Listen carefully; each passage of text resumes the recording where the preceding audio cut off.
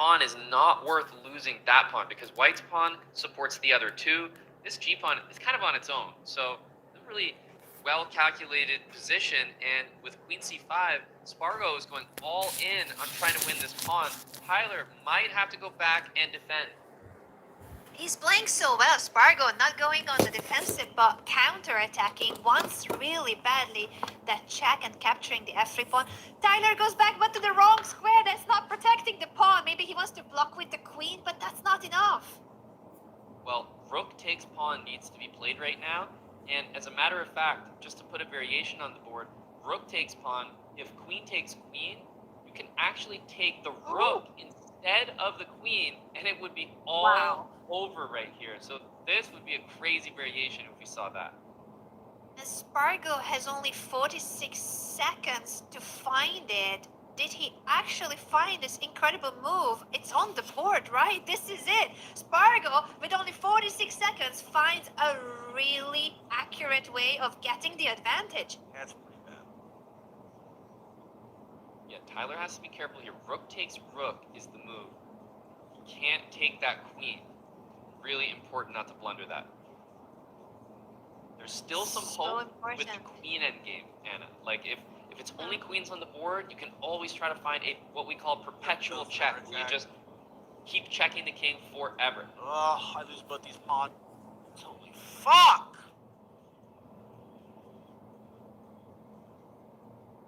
I think we can feel that he is not happy with his position, Tyler.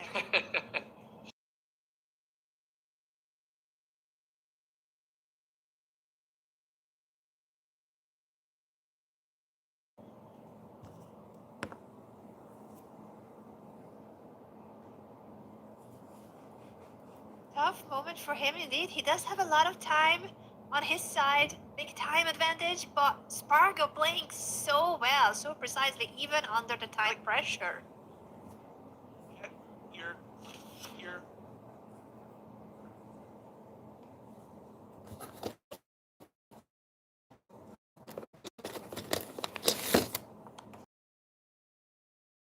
He's replaying the moves to see how he got here. I'm very familiar. This is straight out of the On Tilt handbook, where you've got so much time that you do this. That I've seen this before. Usually, what happens is like a huge blunder after this. It's kind of like oh no, it's all part of the handbook. Oh no, he did blunder! Amon, it's the move that you mentioned. Spargo immediately took the queen, which is a good move, but there was an even better one. Okay, well, look, it was not quite exactly how we thought. Definitely a blunder, but you know what? Spargo did not even have to find the right move because what he played is amazing. And it's a winning king and pawn game for Spargo. All he needs to do is activate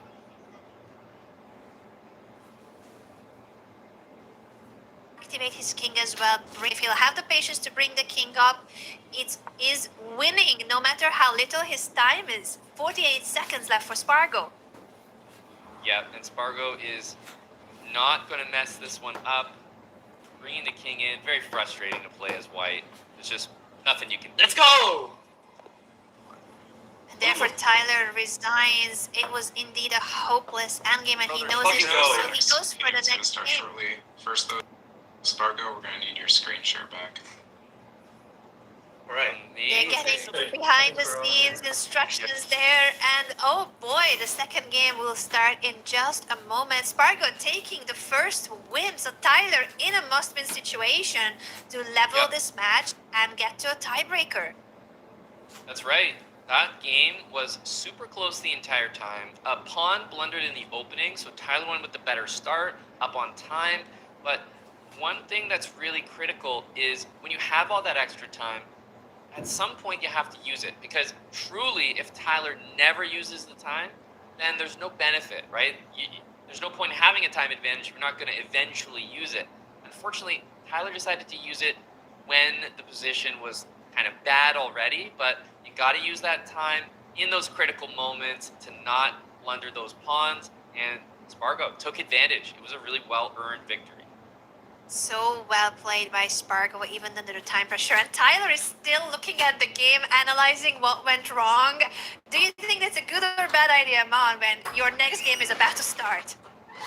Good idea, I say, because for Tyler, anything he learns about his game can immediately be applied to the next game because he plays the same opening from both sides. So I think for Tyler, it's the most beneficial of anyone in PogChamp. It is true, and that's what he's doing, learning from his own mistakes. I think he's the only participant that doesn't have a coach, a grandmaster, or title player supporting him because he learns by himself. He learns from his own games, and that's how he managed to go from 200 rating points to even 2,000 rating points in chess. Yeah, maybe we can see how you prepare yourself with Otherwise, no I coach. usually just drag it to the bottom on the taskbar so it's kind of out of the way. Okay, kill me. Where's this? I think there's a slight technical issue on Spargo's end with the screen share, so Tyler has more time to analyze his game. I don't think he minds that.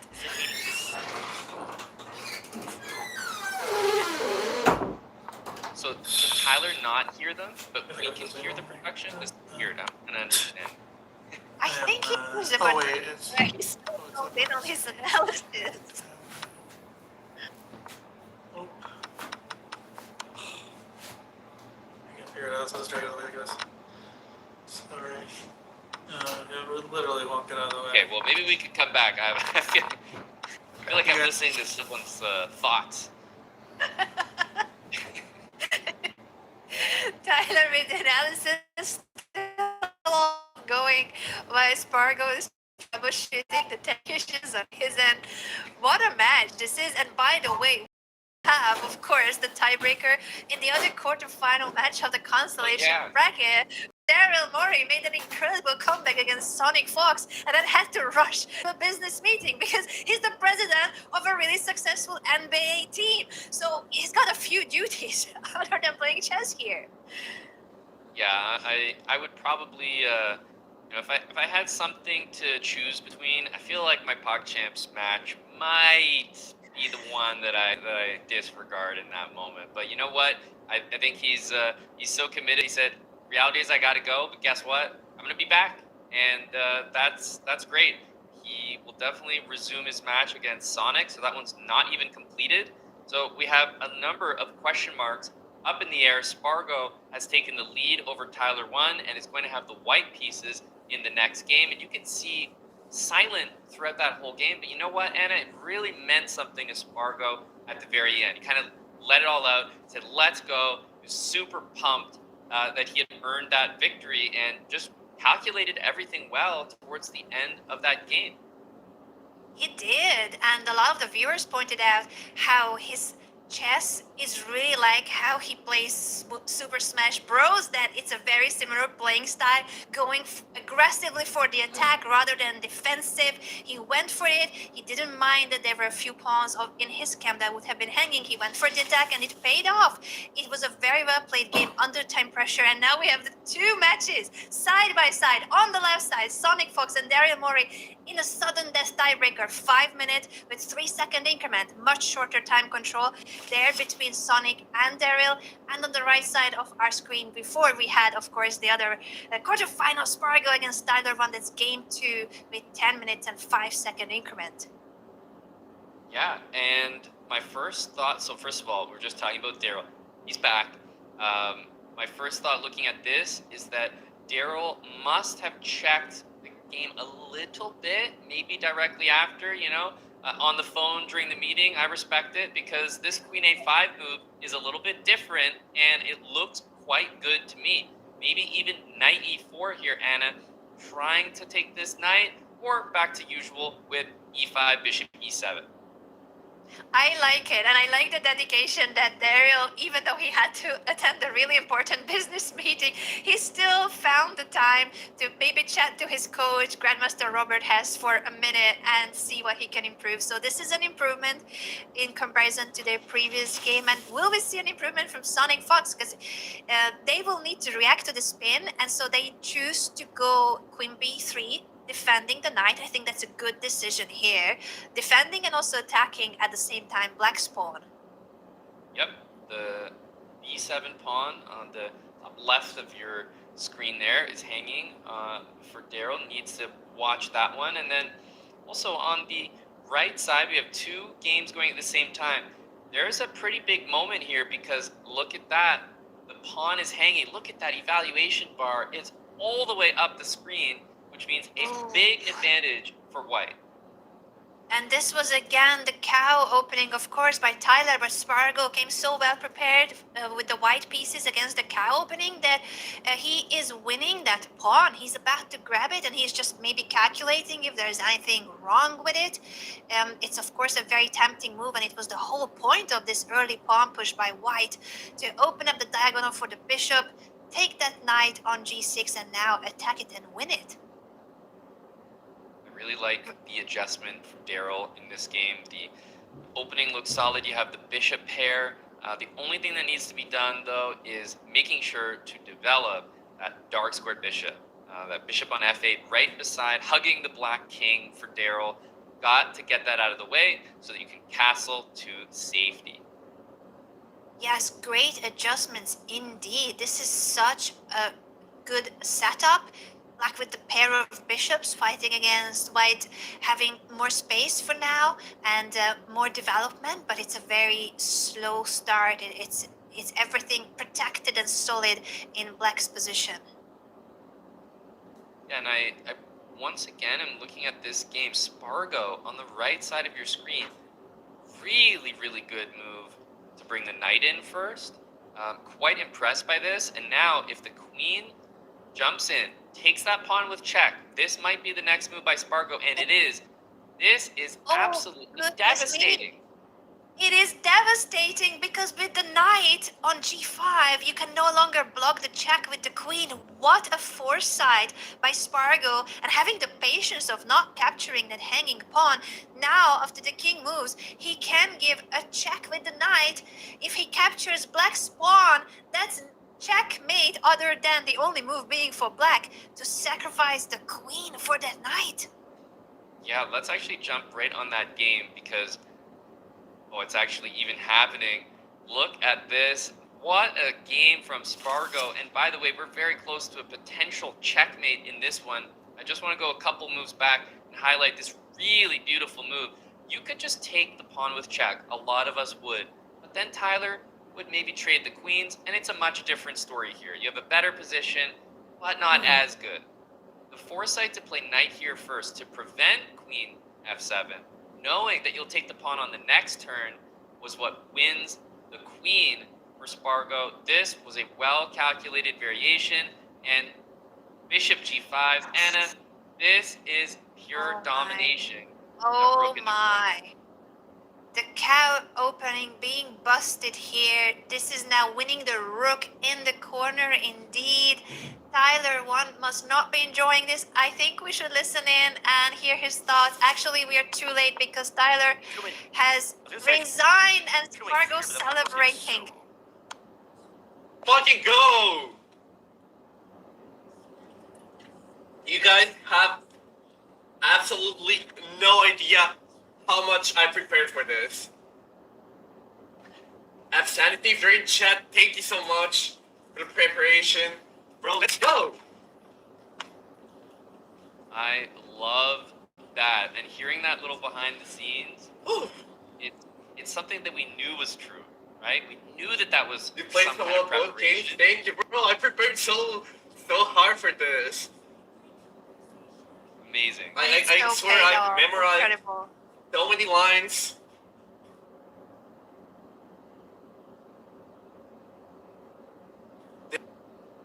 Well deserved for the hard fought and the hard working preparation of Spargo. Tyler, one goes down in that quarterfinal matchup, is now knocked out of the tournament, while for Spargo, he makes it through, advances to the semifinals. Who else will go to the semifinals depends on this tiebreaker between Sonic Fox and Daryl Morey. Let's check in with the current situation among and what has changed since the opening. Yeah, the situation here is a little bit similar to most Daryl Morey games. Waiting too long to castle. I think, is the summary. Because if I'm backing up here, everything is pretty okay. Maybe bishop f6, maybe rook into the middle. But what we've got is a situation where he was concerned about maybe a tactic, which meant that we saw e4 again, very similar to the last game they played, but just could not find a way to defend it before castling, and now losing a pawn in the center. Advantage to Sonic in this one. Advantage again with that pawn disappearing as you mentioned, so it's an extra pawn for Sonic. The good news for Daryl is that he does have some features in the position that favor him. For instance, the pair of bishops can be really powerful, especially when the position opens up more, and White has doubled pawns, which sometimes is making it a lot harder to create pass pawns. Daryl pushing in the center to chase the knight away, and I think this immediately gives him the initiative. The knight retreating was perhaps not the best move for Sonic. Yeah, knight d2, I mean, it's a fine move, but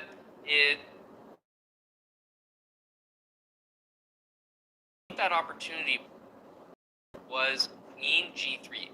And I'm just going to take a second to go back and show this move, queen g3, because it comes with so many threats. Number one, bishop takes h3. Number two, queen takes e3, check. Number three, bishop d6, threatening checkmate.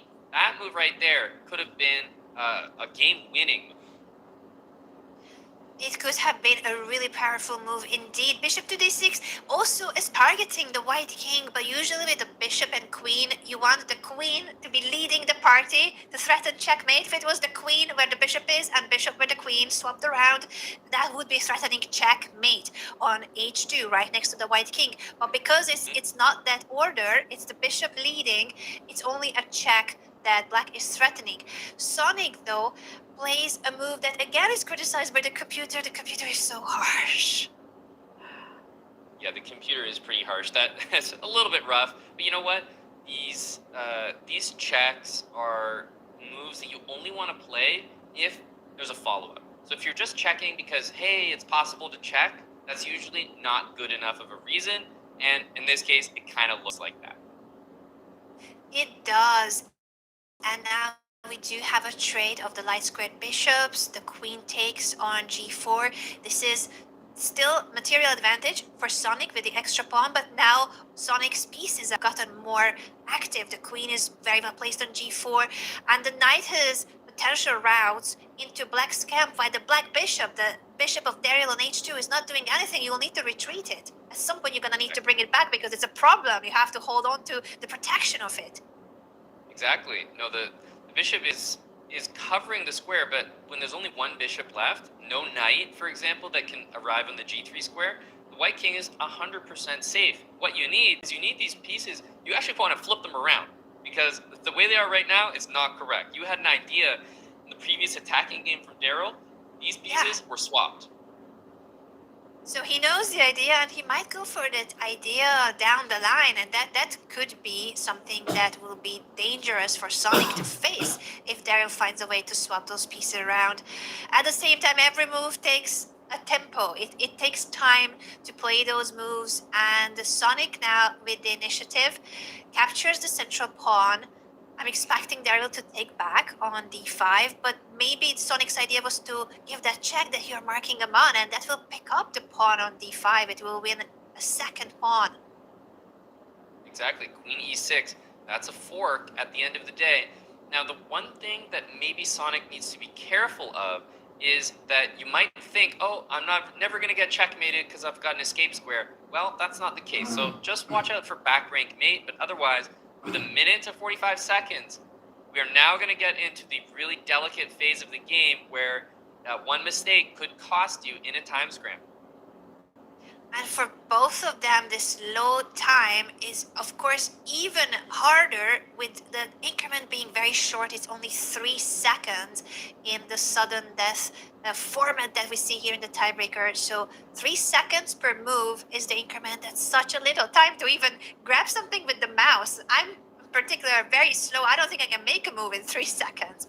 Mouse handling skills, so important. Exactly. You think like, oh, I've got 5 seconds. It feels like enough time, but the pressure of the moment can catch up to you quickly.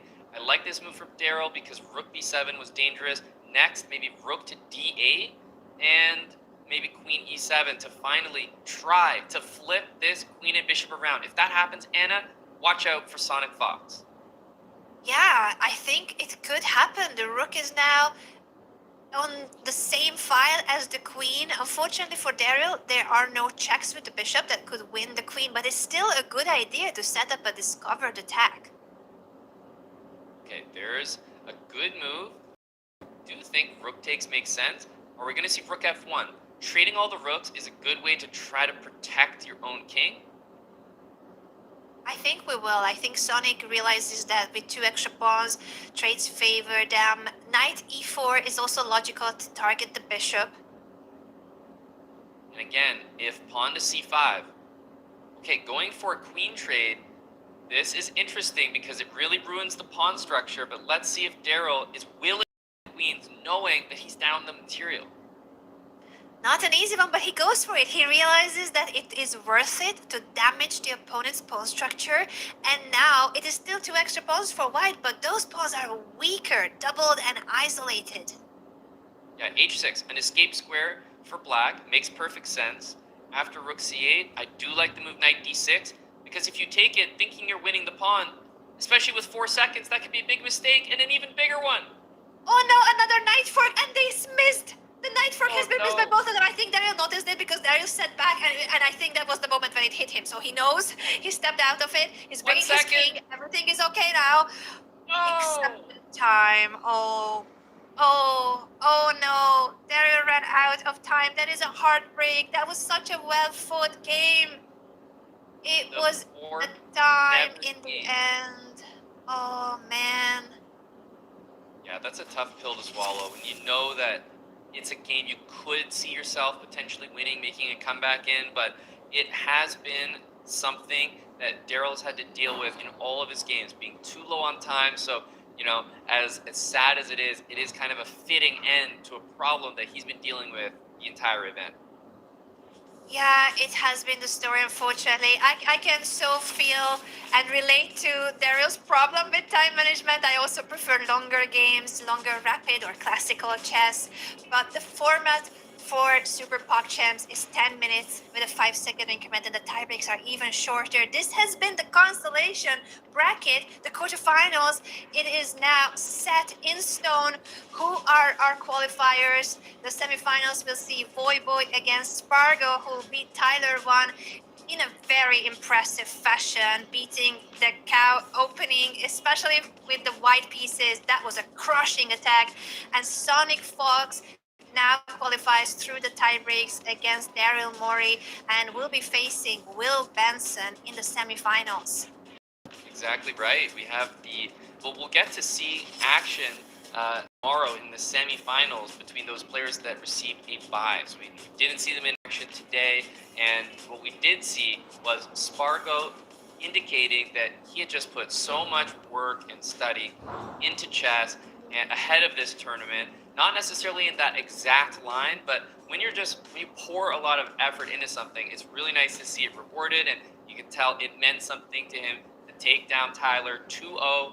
Really impressive, and I think the winners today, Sonic and Spargo, really deserved it, and Sonic obviously had to work extra hard, taking it all the way to tiebreaks with Daryl. That was the closest match of the day. It was very close, and I'm so impressed with Daryl, how he made a comeback in a really tough match where Sonic played near perfect chess. He played so accurately, was very high-level chess. Daryl made a comeback, and then he also had to make a comeback from his business meeting to play the tiebreaks. So we appreciate the dedication, and we appreciate that the president of the Sixers always makes times for chess and always wants to be here. What a feat it has been to have Daryl compete in Super PogChamps, and we hope to see him in future chess events. And the same goes to Tyler 1, of course, the biggest grinder in the chess world. We want to see him compete and continue with his passion for chess. 100%. Yeah, Tyler, really impressive to me, what he's been able to achieve literally on his own in chess. Pretty much unprecedented, because anyone else I've seen improve like that always has, some outside assistance and coaching and whatnot. So amazing to see, but like I said, maybe that style is suited more or random opponents that just don't know what he's up to, because probably need to be better prepared himself if he's going against players who are preparing for his opening in particular. So tough to see Daryl and Tyler exit the competition, but some great matchups today, and obviously some very deserving winners, Anna.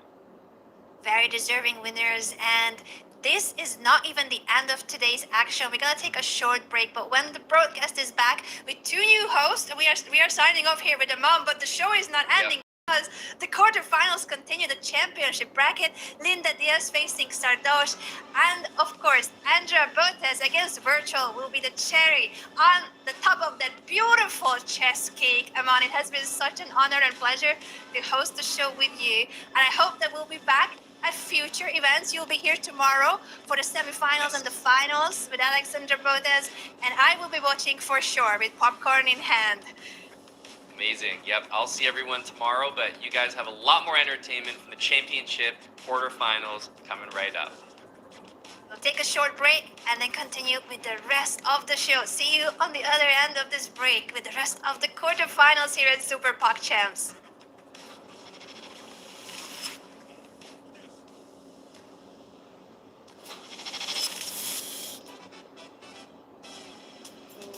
I think that Andrea is definitely going to be my toughest opponent. I've played her before, and I know she's a good player. Our game, I think she would agree, was like not her best chess, but I saw her play throughout the tournament, and I've also just like known her play in general, and I know that she like has a competitive chess history, so I just have a feeling, plus the fact that she's like also one of the top players in the tournament, I just have a feeling she's like really coming for it, you know, like she wants it. Well, that's why I said Sardosh. I'm not paying attention to really what other people are doing. I'm really trying to like focus on what I'm doing and what I can control. But I've heard that he plays a lot of chess, so I think it would be between him and Andrea as well. And also, I hear Tyler 1 is like really likes to win, and that is an important trait for a rapid player.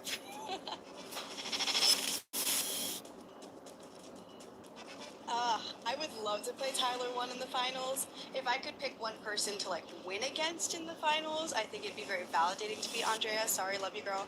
That would be great. That'd be a great feeling. But that being said, I kind of just want to play Tyler 1. Like, I want to know.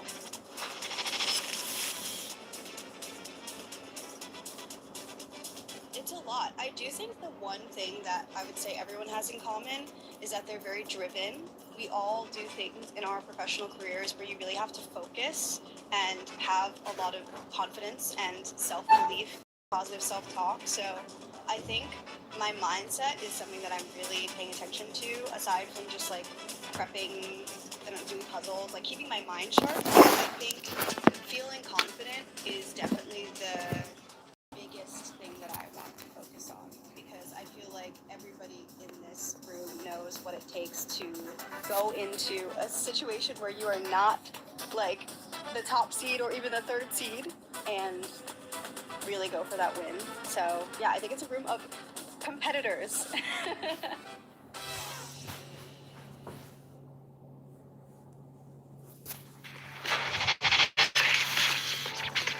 I mean, I do have fond memories because I played a lot.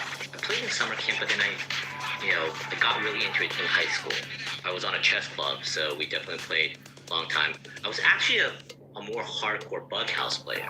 I'd go to clubs and then we played bug house a lot of times, and I was really good at bug house because I used to play shogi as well, which is a Japanese version of chess. So it was a little bit of reminiscent of that, where I could actually reuse my pieces. The Crazy House, I guess, is like that. I think the memories are just like going to that first tournament. I did go to a tournament, and then like it was like an amateur open or something. I forgot what it was, but it's like, and then just having to record and playing with people like you never met before, and it was a very interesting experience, I have to say.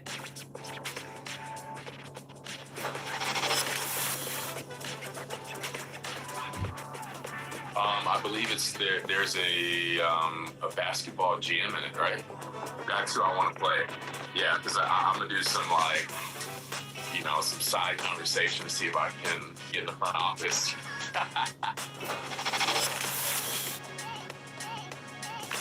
I mean, the last time I checked, I was well over 10,000 games, and you know, I play a lot. Right? I could be fabricating, but I don't think that I am. I'm almost certain I'm over 10,000.